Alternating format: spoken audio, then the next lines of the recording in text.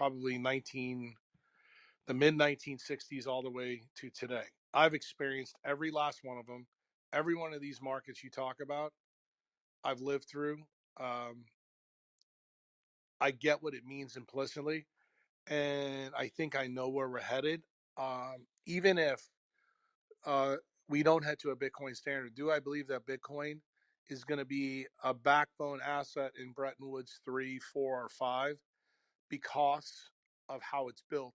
That it's something that's going to be a neutral bearer asset for global sovereigns that they'll be able to plug into. In other words, they don't have to listen to the hegemony of the United States. They will not be beholden really to any centralized power, and I think that's kind of where the world's headed. Now, do I think it's going to be a chaotic path to get to that point? Yeah, it probably won't even happen in my life. It may happen in my kids' life, but the bottom line is, I look at myself as the guy that has got to take the seed of the live oak and throw it in the ground, because I know that 200 years from now, somebody's going to get the benefit of that shade. And if I don't do it, who's going to do it? I know that there's no other options on the fiat side left that make any sense on a long-term time horizon. So that's actually where my conviction comes from.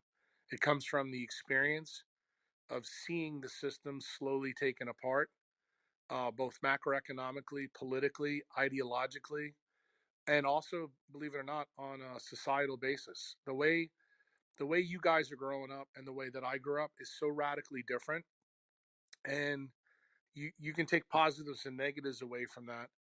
Like, I personally believe um, that part of the fiat decline actually goes all the way back to when we started, ruining the family unit. Do I think we're ever going to go back to the family unit? I hope someday that my kids, maybe sometime in their life, we get back to that where, moms and dads don't both have to work, to put food on the table